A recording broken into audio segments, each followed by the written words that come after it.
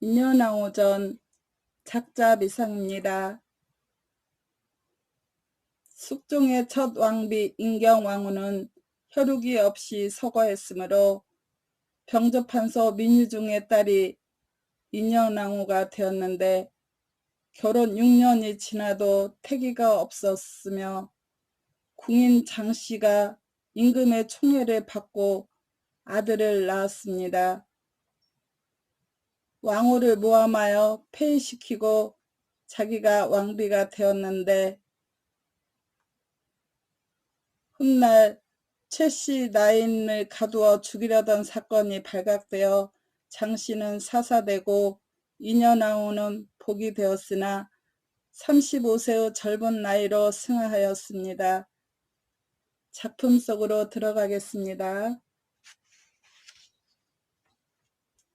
인연왕후께서 즉위하신 뒤 두 분 전 대비마마를 효양하심에 하늘의 빼어난 효성과 상감을 받들어 궁안을 다스리심에 덕으로서 인도하여 유순하시고 정정하시며 비빈 궁녀를 거느리시는 데 있어서도 은혜가 병행하시어 선악과 친소를 가리지 않으시고 사람을 아끼고 사랑하는 화기가 봄동산 같으시어 만물이 다시 살아나는 듯하니 대궐하니 모두 성덕을 흠선하고 두 분 대비께서 극진히 애중하시어 국가의 복이라 축수하시고 상감께서도 공경 중대하시며 조야가 모두 흠복하더라.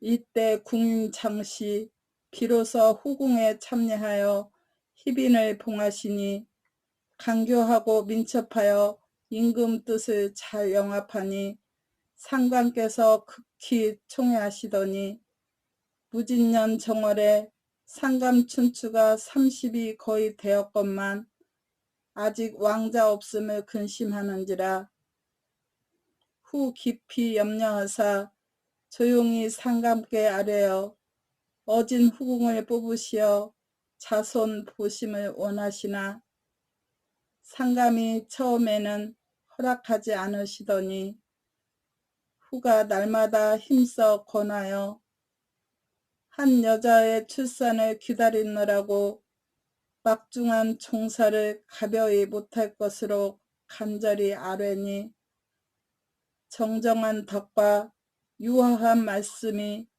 진정에서 우러나온 것임이 분명하였다. 상감께서 감탄하시고 드디어 숙이 김씨를 뽑아 후궁에 두시니 후께서 예로 대접하시고 은혜로 거느리시니 덕하기 그전 날과 하나도 다르지 아니하였다.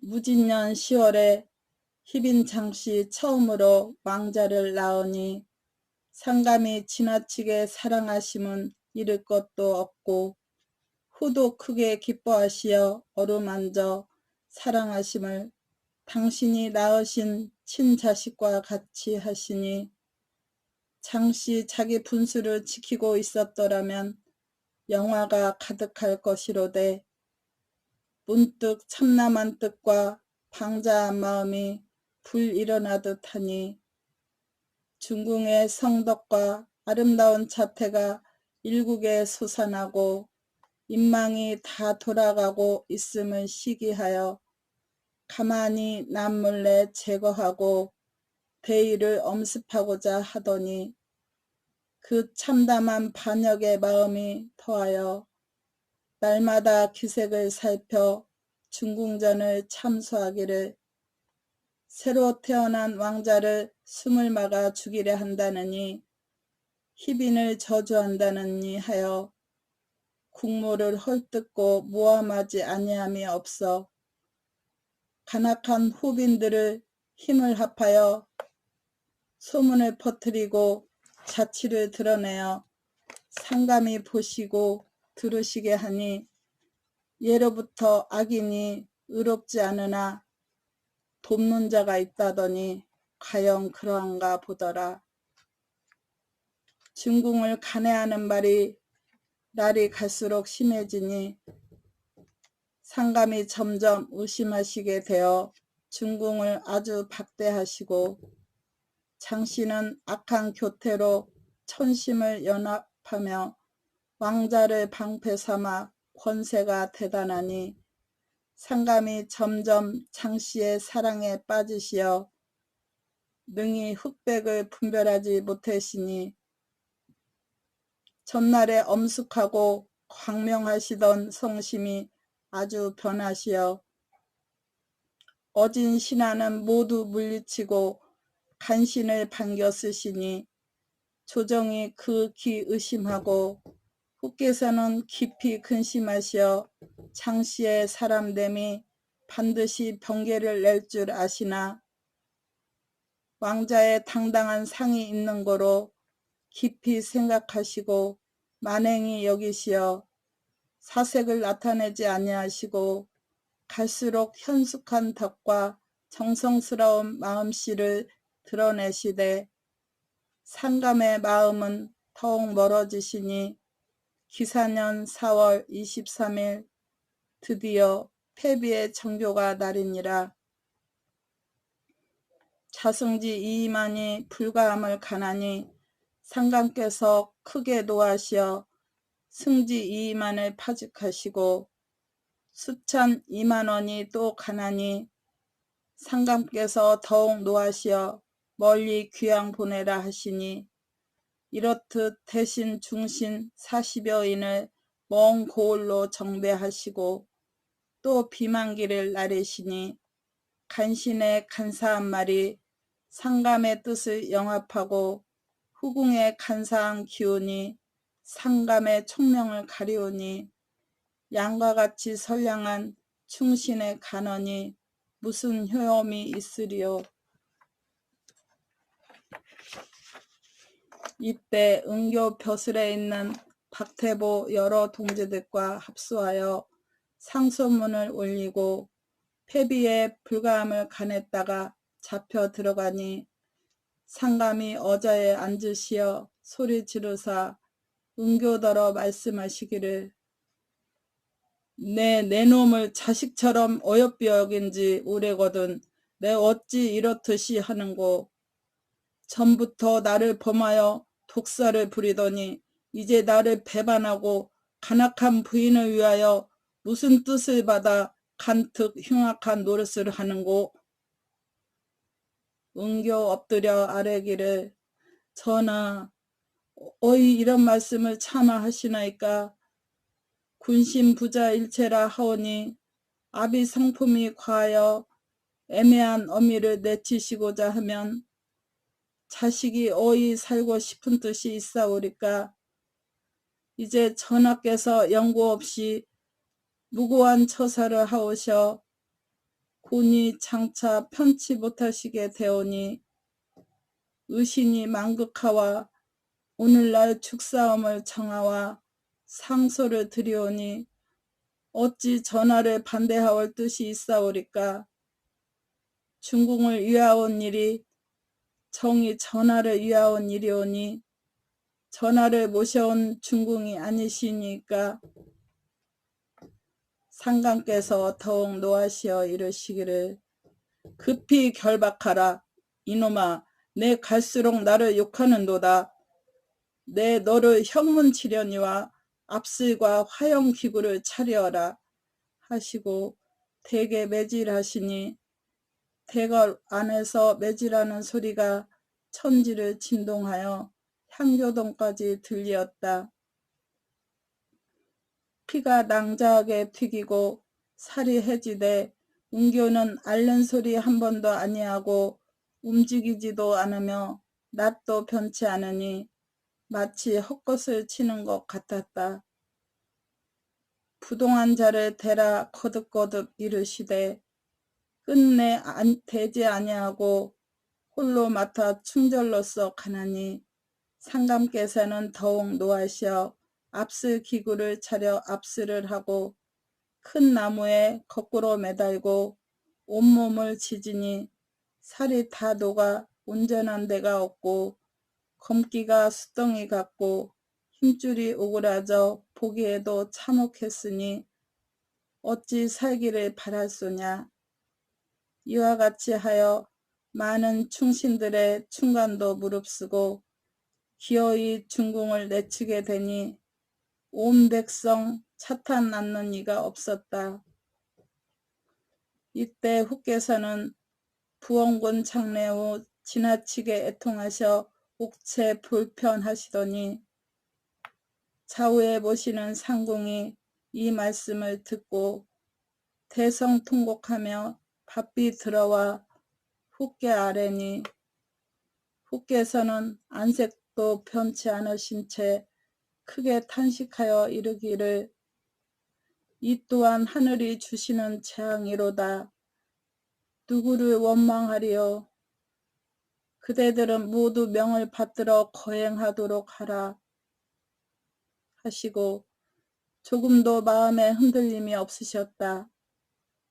명왕공주 이 편을 들으시고 크게 놀라 후께 비었고 오열 비탄하여 옷을 잡고 흐느껴 우시며 능히 말씀을 이루지 못하니 후께서 탄식하고 위로하여 말씀하시되 화와 복이 하늘의 뜻에 달려있으니 나의 복이 없고 천한 탓인즉 다만 어명대로 받들어 모실 따름이라.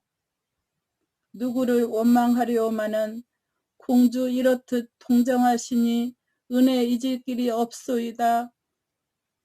공주 그 덕망을 새삼 탐복하며 차마 놓지 못하여 후를 붙들고 눈물이 비오듯 하니 무수한 궁녀가 다 울고 차마 떠나지 못하더니 이튿날 감찰 상궁이 상명을 받자와 친전에 이르러 궁중께 내리신 정교를 아뢰니 후 처년이 일어나서 예복을 벗고 간잠을 끓으시고 중계에 내려오셔 정교를 붙잡고 즉시 대내를 떠나 본가로 나오실세 궁중이 통곡하며 곡성이 낭자하더라.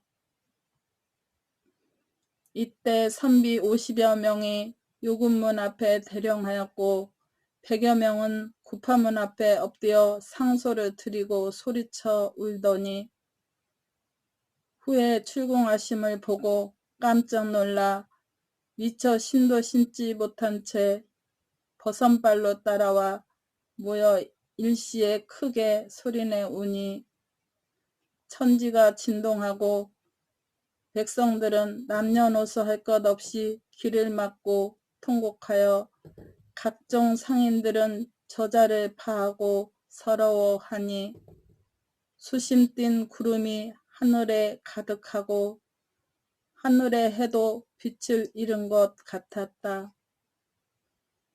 후 본가로 나오시니 부부인이 마주 나오시어 붙들고 통곡하시니 후도 부원군 옛 재치를 느끼사 애원 통곡하시고 이윽고 부부인께 고하여 이르시되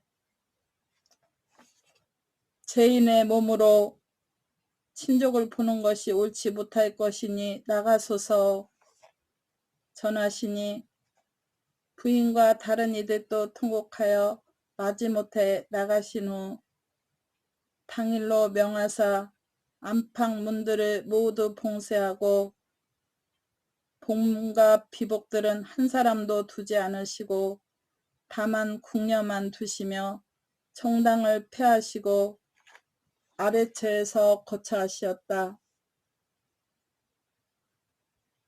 집은 크고 사람은 적어 각 방이 다 비어 휘휘고적한데 창과 벽을 바르지 않으시고 넓은 동상과 집에 풀을 매지 않으니 키 하길만큼 자라 인적이 끊겼으니 귀신과 망령이 날고 저물면 예사사람과 같이 다니니 궁인이 움직이지 못하고 두려워하더니 하루는 난데없는 큰 개 한 마리가 들어오니 거동이 추한지라 궁인들이 쫓으되 또 들어오고 다시 쫓으되 또 들어오니 후께서 이르시기를 그게 출처 없이 들어와 쫓아도 가지 않으니 고의한지라 내버려 두어 그 하는 양을 보라 하시니 궁인들이 밥 먹이며 두었더니 10여일 뒤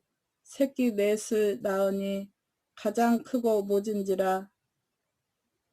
이후는 날이 저물어 망령의 불 도깨비에 자치 있으면 4마리의 개가 함께 짖으니 잡기 급히 물러나가 종적을 감추니 그로 인하여 집안이 편안한지라. 무지한 짐승도 도움이 있거든 하물며 신민이 있으려면 후 패출하신 뒤로 조정에선 기뻐하는 소인이 많으니 도리어 금수만 못하리로다.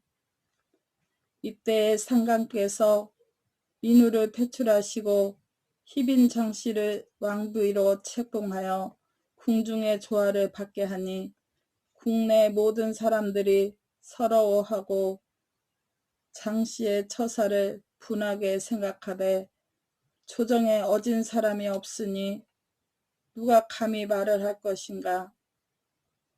극히 원분과 눈물을 머금고 조화를 마치니 희빈의 아비를 옥산 부원군으로 봉하고 빈의 오라비 장희제를 훈련대장을 시키시니 백성들이 모두 한심하게 여기고 기강이 흩어져 팔도의 인심이 산란하여 별의별 소문이 다 도니 대개 예로부터 어진 임금이라도 한 번은 참소의 말을 귀담아 듣기가 쉬운 법이거니와 숙종대왕과 같은 문무 겸전하신 어진 임금으로도 장씨에게 이대도록 하사 국가의 체면을 손상하심은 실로 뜻밖의 일이 아닐 수 없었다.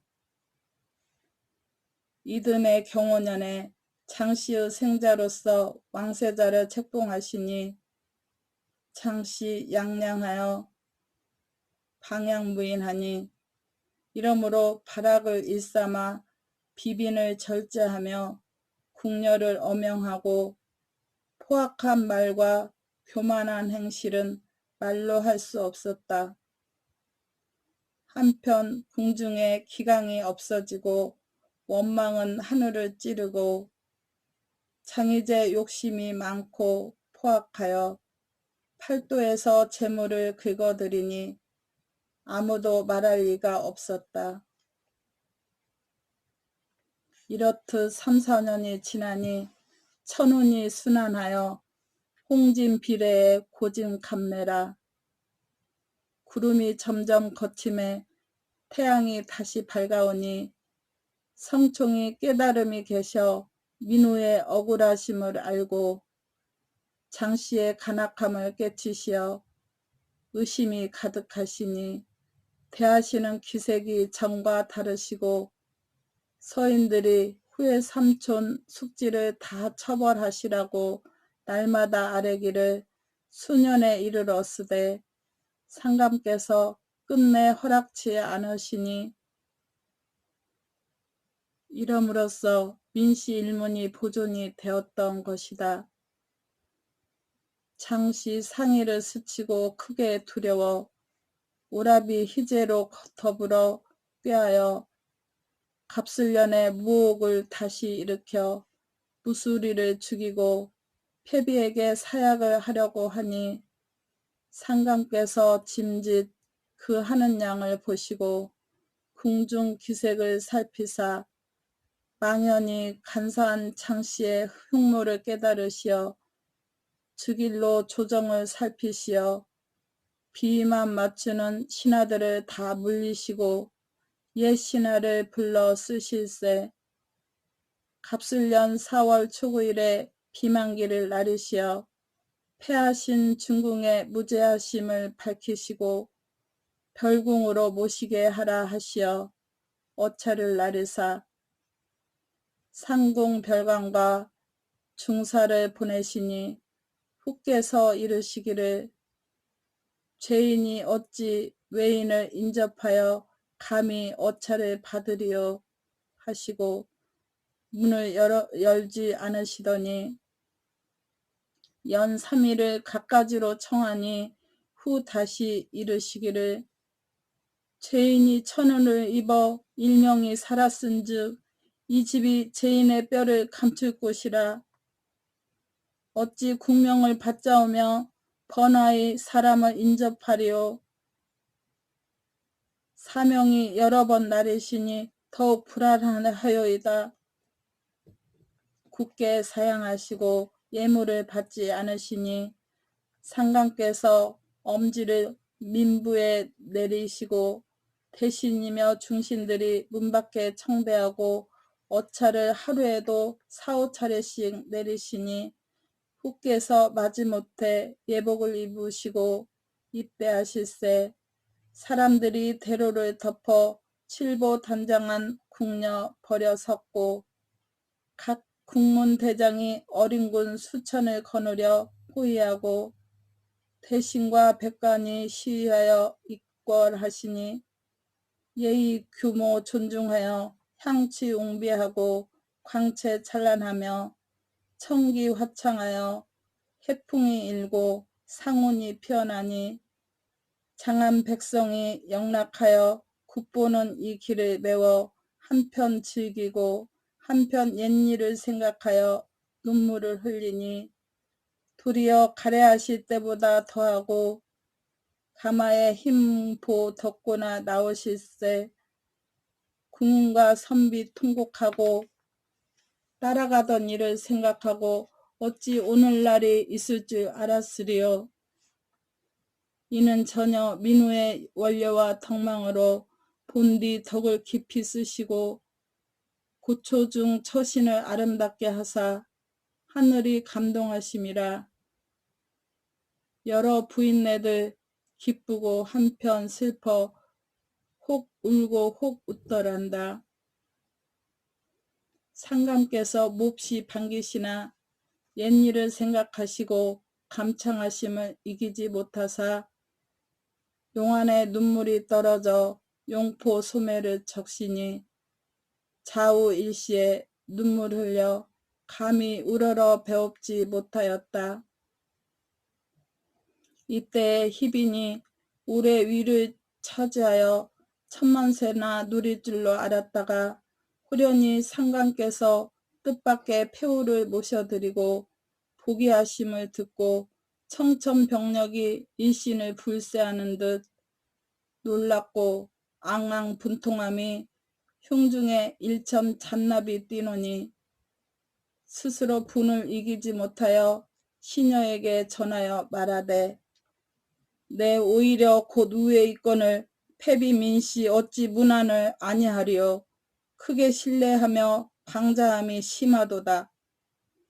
궁녀 이 말을 아뢰니 후께서 어이없어 못 들으신 듯 사기 태연하시고 안색이 정정하사 답언이 없으시더니 이때 상감 후로 더불어 나란히 앉아 계시다가 후에 기색을 살피시고 지난날이 다 맹랑하여 스스로 호남함을 부끄럽게 여기시고 장씨의 방자함을 통한하사 즉시 외전에 나오사 그날로 전제하셔 여양 부원군을 복간작하시고 후에 삼촌 자의정 벽동 기양제에서 죽은 거로 벼슬을 추증하시고 그 자손에 옛 벼슬을 주시고 새 벼슬을 높이시며 장씨 아비는 삭탈 관직하시고 빈의 옥책을 깨치시고 장희제를 제주도로 귀양 보내라 하시고 내시에게 정교하사 빈을 작은 집으로 내려오게 하시고 바삐 나리라 하니 장씨 대로하여 크게 꾸짖어 말하되 내 만민의 어미요 세자 이권을 어찌 너희가 물에 굴리요 내 기어이 패비의 절을 받고 말리라. 악덕을 이기지 못해 세자를 난타하니 상감께서 들으시고 친히 납시니 바야흐로 장씨 밥상을 받았다가 상감을 배웠고 도각이 표동하여 얼굴이 푸르락 불구락하여 말하기를 하루라도 내 위에 있건을 패비 문안을 아니하며 내 무슨 죄로 하당에 나리라 하시나이까. 상감께서 진노하사 이르시기를 어찌 감히 문안받으며 또 어찌 이 자리를 길게 누리리요. 장씨 문득 밥상을 박차고 발악하여 말하되 세자 있으니 내 어찌 이 자리를 못 가지리요. 나려도 부디 민씨의 절을 받고 나리리다. 수라상이 산산이 헤쳐 방 안에 흩어지니 상감께서 대로하시어 빨리 장씨를 끌어내리라 하시니 궁중이 다 상감의 뜻을 알고 황황히 달려들어 장씨를 끌어안고 총총히 단에 내려 소당으로 가니 장씨 발악하며 중궁전을 욕함을 맞이하느니 상감께서 즉시 내치시고 싶으되 세자의 낯을 보아 내버려 두시니라.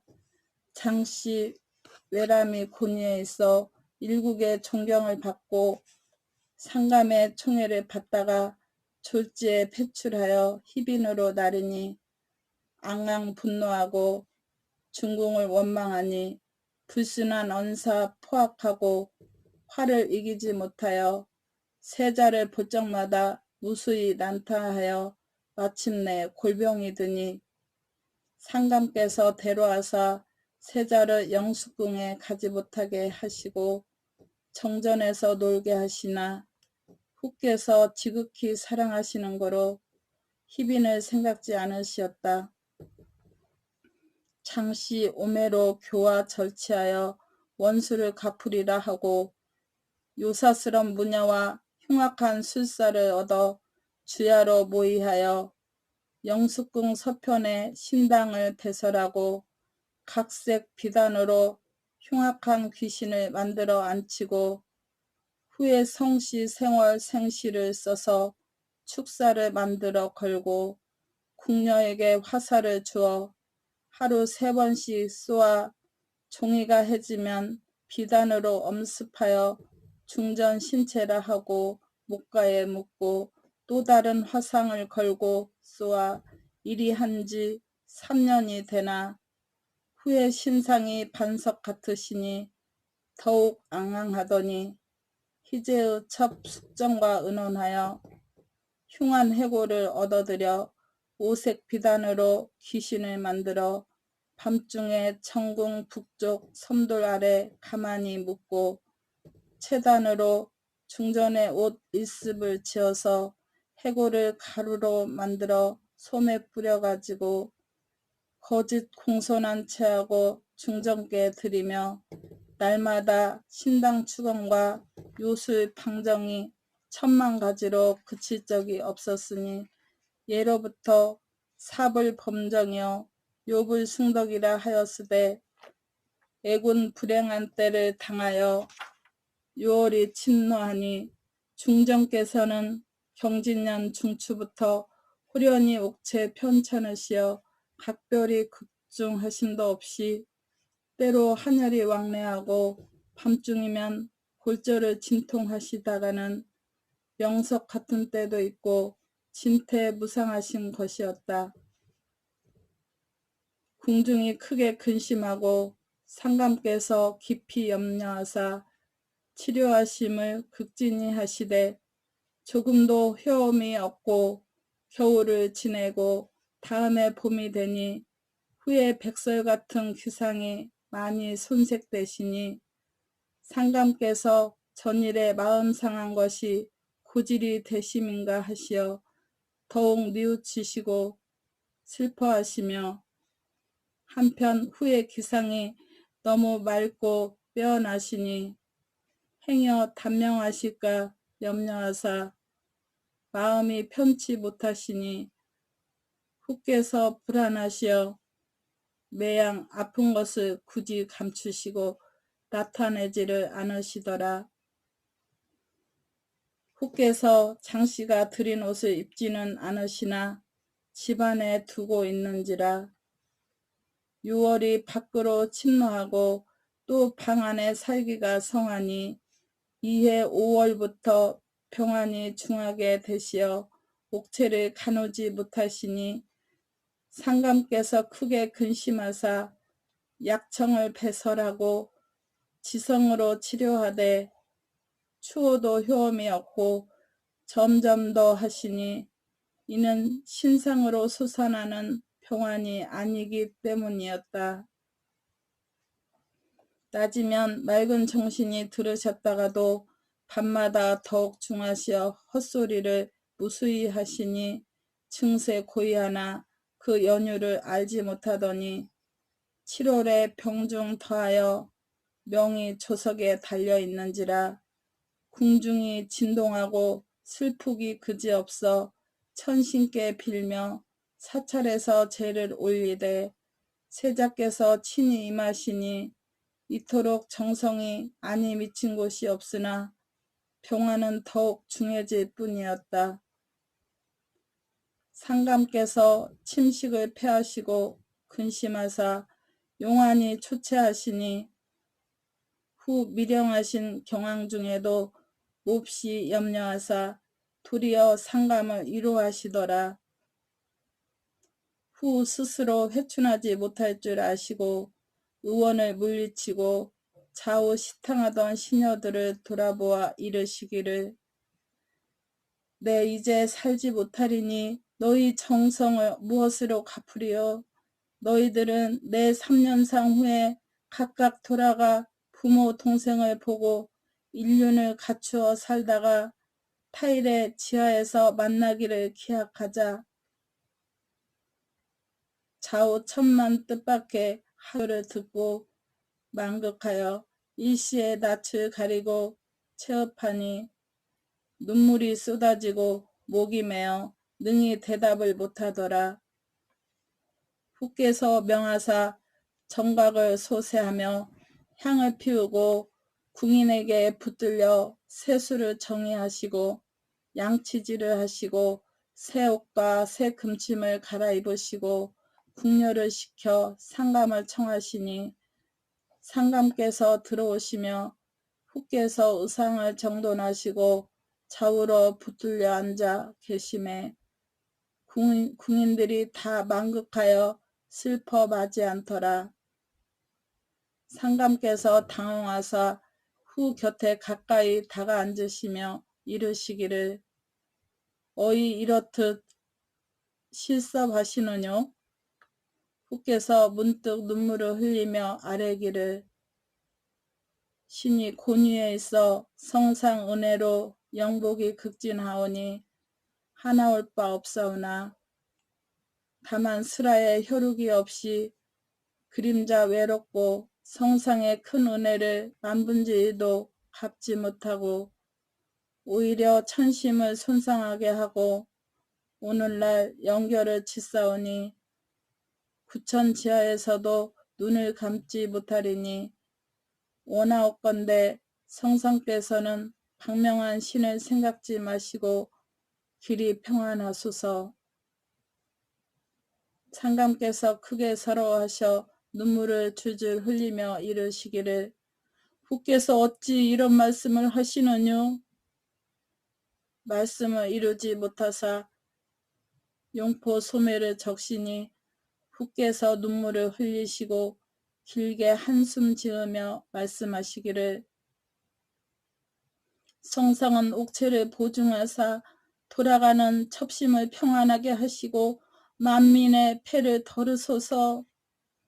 세자의 왕자를 어루만지시고 후궁과 비빈을 나오라 하사 가로되 내 명이 불행하여 6년 고초를 겪고 다시 성운이 만극하사 곤위에 올라 세자 왕자와 더불어 조용히 여생을 마칠까 하였더니 오늘날 돌아가니 어찌 방명하지 않으리요.